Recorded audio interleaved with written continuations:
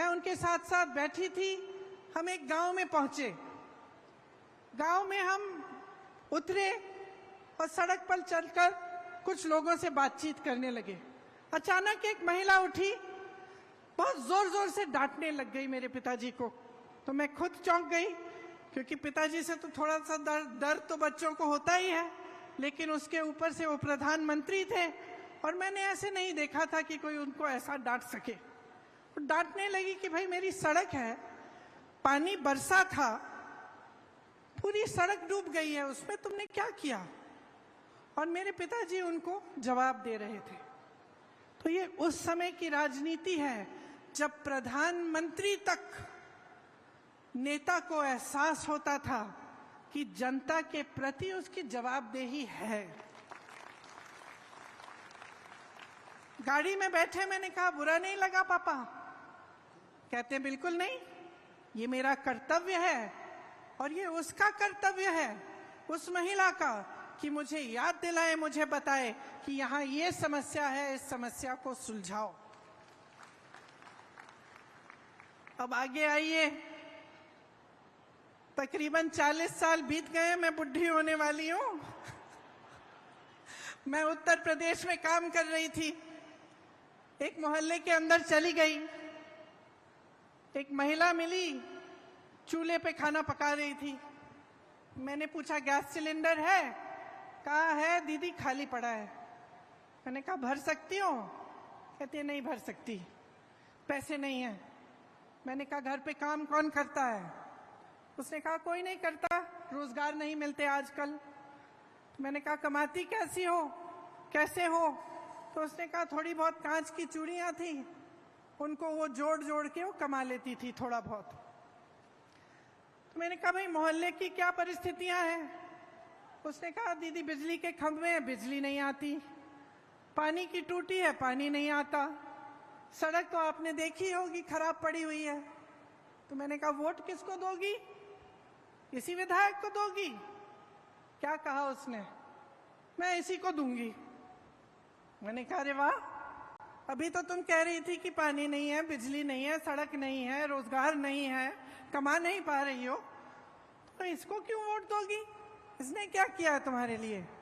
तो वो धर्म की बातें करने लग गई, जाति की बात करने लग गई। तो तब की राजनीति और आज की राजनीति में बहुत फर्क है। और फर्क क्या आया है? जनता जागरूक तब भी थी, जनता जागरूक अब भी है, लेकिन अब जनता के जज्बातों का इस्तेमाल हो रहा है। धर्म की बातें होती हैं, जाति की बातें होती हैं, और इसमें इनका राजनीतिक इस्तेमाल होता है। और इनका राजनीतिक इस्तेमाल इसलिए होता है क्योंकि जब आपका ध्यान उस तरफ होता है जहां आपके जज्बात है, आपका धर्म है, आपकी जाति की बात है, तो आप नहीं पूछेंगे कि मेरी सड़क तुमने ठीक क्यों नहीं की, तो आप नहीं पूछेंगे कि मेरे लिए पानी क्यों नहीं आ रहा है, मेरी यहाँ टूटी में पानी क्यों नहीं आ रहा है, तो आप नहीं पूछेंगे कि मेरे पति के लिए, मेरे लिए आपने रोजगार क्यों नहीं दिलवाया। और ये एक साजिश है, एक बहुत बड़ी राजनीतिक साजिश है, जिसे आप सबका ध्यान भटकाया जाएगा ताकि आप सही सवाल नहीं उठा पाएंगे। आज की राजनीति, अफसोस की बात है, लेकिन यही राजनीति चल रही है। आपने देखा होगा केंद्र सरकार को, प्रधानमंत्री श्री नरेंद्र मोदी जी को हाल ही में उन्होंने G20 कराया। कोई नहीं कहता कि ये बुरी चीज है, अच्छा है, देश का मान सम्मान बढ़ता है, अच्छा है। 27,000 करोड़ रुपए इन्होंने खर्चे यशोभूमि को बनाने में, 20,000 करोड़ रुपए इन्होंने खर्चे नए संसद भवन को बनाने में, 8,000 रुपए के ये हवाई जहाजों में उड़ के जाते हैं सिर्फ उनके लिए। 2 हवाई जहाज खरीदे हैं 8-8 हजार करोड़ रुपए के। लेकिन ये आपको ये जवाब नहीं दे पाते कि आपकी सड़कें टूटी क्यों हैं, ये आपको ये जवाब नहीं दे पाते कि आपके घर में रोजगार क्यों नहीं आ रहा है, ये आपको ये जवाब नहीं दे पाते कि महंगाई इतनी क्यों बढ़ गई है कि आपकी कमर तोड़ी जा रही है, कि इस देश का किसान आज 27 रुपए प्रतिदिन कमा रहा है। ये जवाब नहीं दे सकते कि जब इस देश का किसान 27 रुपए प्रतिदिन कमा रहा है तो उनके बड़े बड़े उद्योगपति दोस्त एक दिन में 1600 करोड़ रुपए कैसे कमा रहे हैं। देश का मान सम्मान बढ़ता है, ये हर देशवासी के लिए अच्छी चीज है, सबको गर्व होता है, लेकिन इसका मतलब नहीं कि इस देश के गरीब, इस देश के मिडिल क्लास को भूल जाएं और ये भूल जाएं कि सत्ता उन्हें किसने दी और उनको कैसे मिली। आज छत्तीसगढ़ में एक ऐसी प्रदेश की सरकार है जो पुरानी वाली राजनीति के असूलों पर चल रही है। केंद्र की सरकार ने गरीबों और मिडिल क्लास से छीना है और छीन के अपने बड़े बड़े उद्योगपति मित्रों को सींचा है। छत्तीसगढ़ की इस प्रदेश सरकार ने एक एक पैसा आपके जेब में वापस डाला है।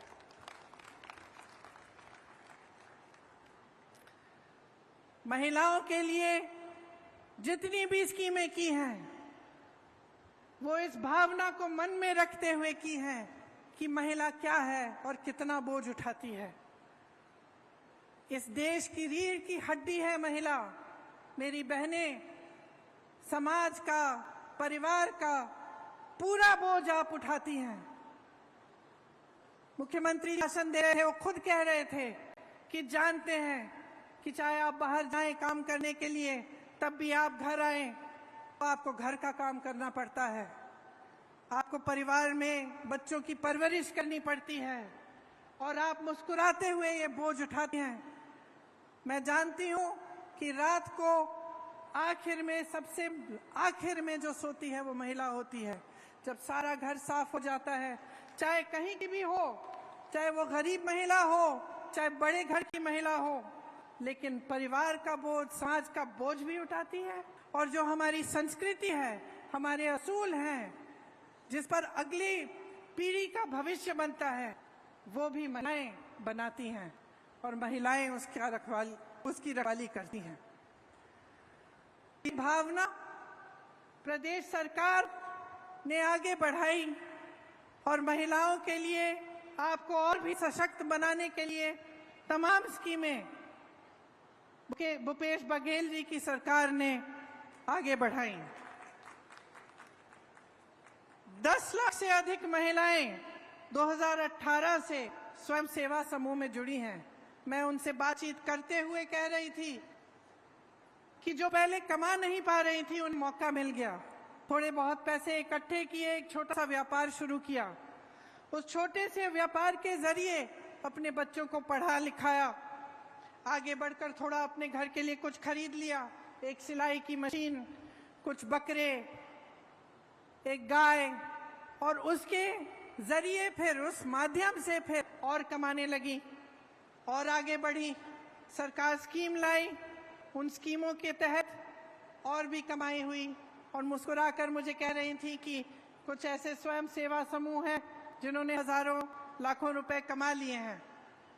इसी तरह से जो आंगनवाड़ी कार्यकर्ता हैं, उनका माने बढ़ाकर 10,000 रुपए बनाकर उनकी मदद कराई। सहायिका को भी मदद की, उनका भी मानदेय बढ़ाया। मिनी आंगनवाड़ी की कार्यकर्ताओं का भी 7,500 तक बढ़ाया। मितानिन बहनों की प्रतिमाह 2,200 रुपए की आय उनको भी दिलवाई। मुख्यमंत्री सुपोषण अभियान से जो कुपोषित महिलाएं हैं, उनका भी लाभ हुआ। दाई दीदी क्लिनिक शुरू करवाई, जिससे महिलाओं के लिए महिलाओं द्वारा संचालित क्लिनिक बनी, जिससे निःशुल्क इलाज हो रहा है। महतारी जतन योजना एक ऐसी योजना जिससे गर्भवती महिलाएं को अच्छा भोजन मिलता है, उनको पौष्टिक भोजन मिलता है। सरकारी स्कूलों में लड़कियों को स्नातक तक मुफ्त शिक्षा दिलवाई। स्वामी आत्मानंद स्कूल में 50% महिला का आरक्षण हुआ।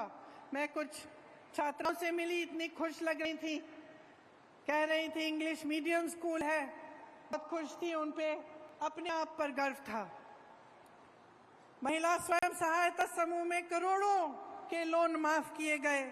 मुख्यमंत्री नोनी सशक्तिकरण सहायता योजना से श्रमिकों की बेटियों को 20,000 रुपए की आर्थिक मदद मिली।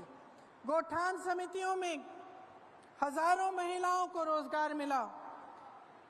मिशन क्लीन सिटी परियोजना के तहत हजारों महिलाएं कार्यरत हुईं और ऐसी बहुत सारी और स्कीमें प्रदेश सरकार ने खास तौर से मेरी बहनों के लिए लागू की।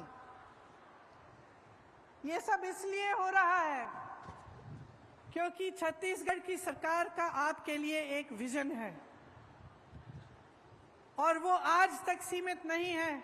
वो आपके आज को मजबूत बनाना चाहते हैं और आपके कल को भी बुलंद बनाना चाहते हैं। आप सब ने अक्सर सोचा होगा कि सत्ता के पीछे लोग बहुत दौड़ते हैं, खासतौर से नेता लोग बहुत दौड़ते हैं। और मैंने अपने अनुभव में देखा है कि कई ऐसे नेता होते हैं जो सत्ता के लिए ही उत्सुक होते हैं, महत्वाकांक्षी होते हैं और सत्ता इसलिए चाहते हैं ताकि उनका मान सम्मान बढ़े, उनके पैसे इकट्ठे हों, उनके बड़े बड़े महल बने। वो एक तरह का नेता होता है। लेकिन एक अलग तरह के नेता भी होते हैं जो सत्ता इसलिए चाहते हैं क्योंकि उस सत्ता के जरिए जनता की भलाई कर पाएंगे। और मैं गर्व से कहती हूं कि आज छत्तीसगढ़ में जो कांग्रेस पार्टी का नेतृत्व है वह इसी तरह का है कि सत्ता इसलिए इस्तेमाल करते हैं इस तरह से कि आप सबकी भलाई हो।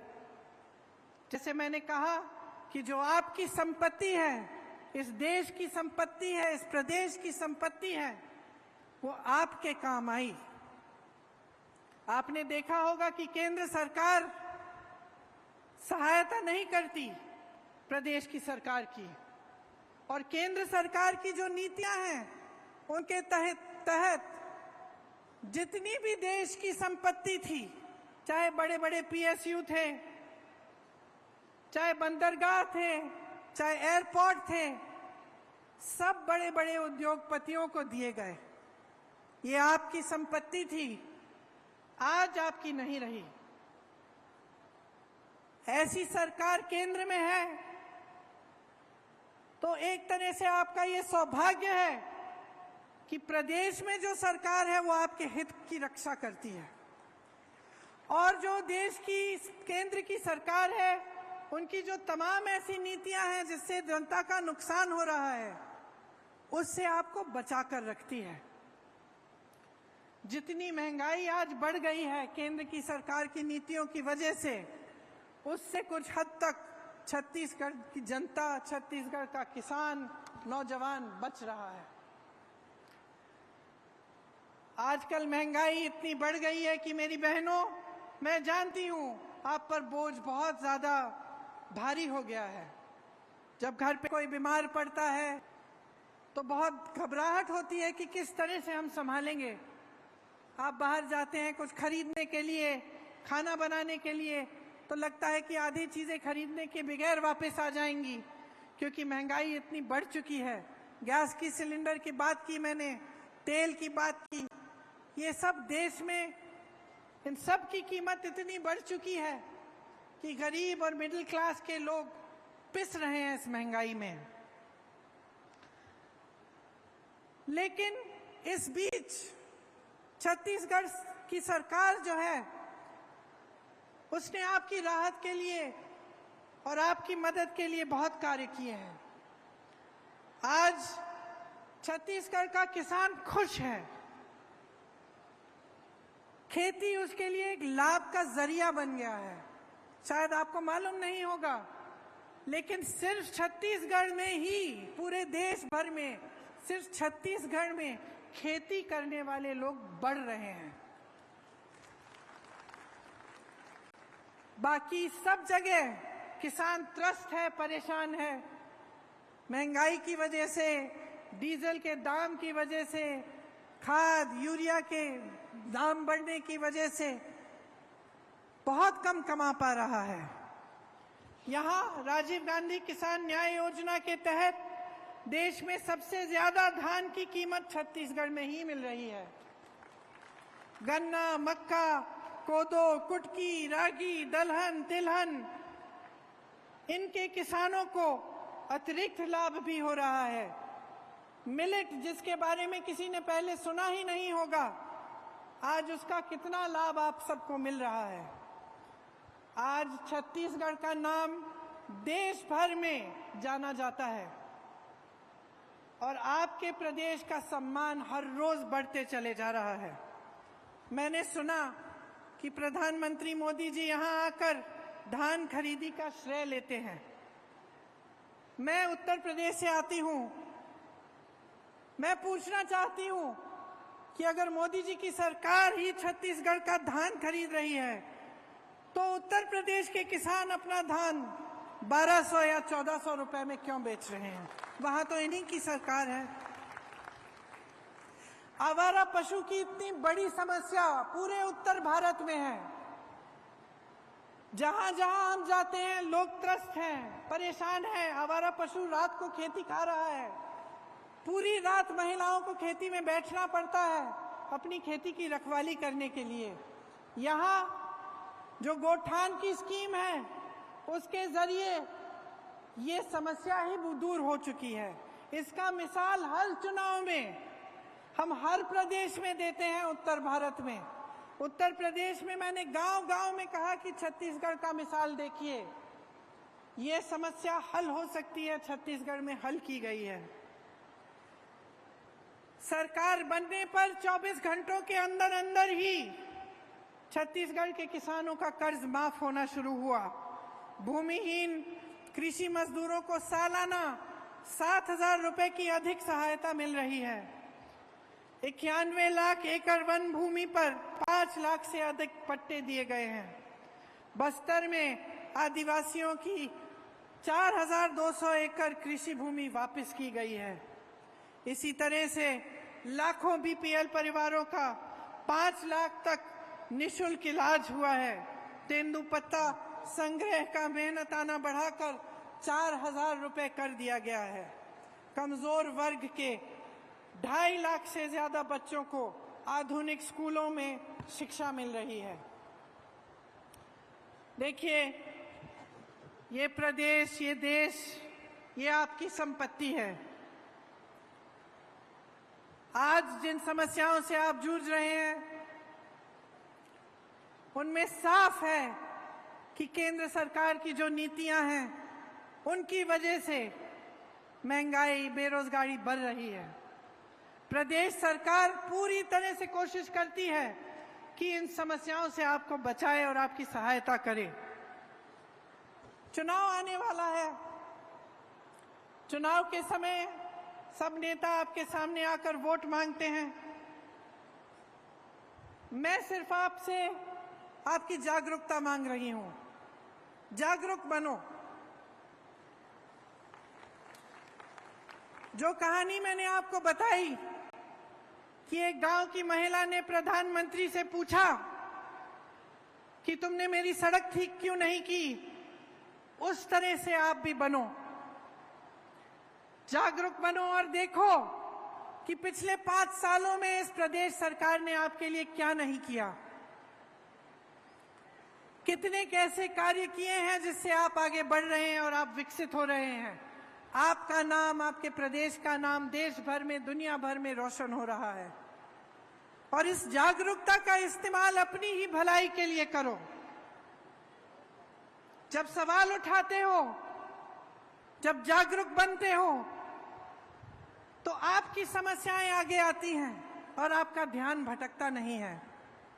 जो ध्यान भटकाने वाली बातें हैं, जो नेता आपके सामने आकर आपके जज्बातों के आधार पर, धर्म के आधार पर, जाति के आधार पर, सांप्रदाय के आधार पर आपसे वोट मांगते हैं, उनको अपनी सच्चाई दिखाओ। अपने अनुभव पर उतरो और उनसे पूछो कि हमारे लिए आपने क्या किया। और जब आप ये सवाल छत्तीसगढ़ की प्रदेश की सरकार से पूछेंगे तो इसका जवाब आपको हर जगह मिलेगा। आपको उन महिलाओं से मिलेगा जो यहाँ पे स्टॉल्स में हैं, पाठशालाओं से मिलेगा, नौजवानों से मिलेगा और हर उस व्यक्ति से मिलेगा जिसके लिए इस प्रदेश की सरकार ने दिन रात एक करके काम किया है।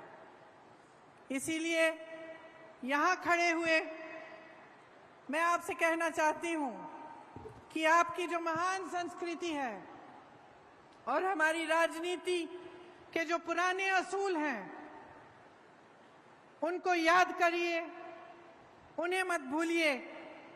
अपने प्रदेश के लिए, अपनी भलाई के लिए कांग्रेस पार्टी और भूपेश बघेल जी का समर्थन कीजिए ताकि ये जो काम इन्होंने शुरू किया है, जिसका नतीजा अपने 5 सालों से अपने प्रदेश में देखा है, ये काम रुक ना पाए।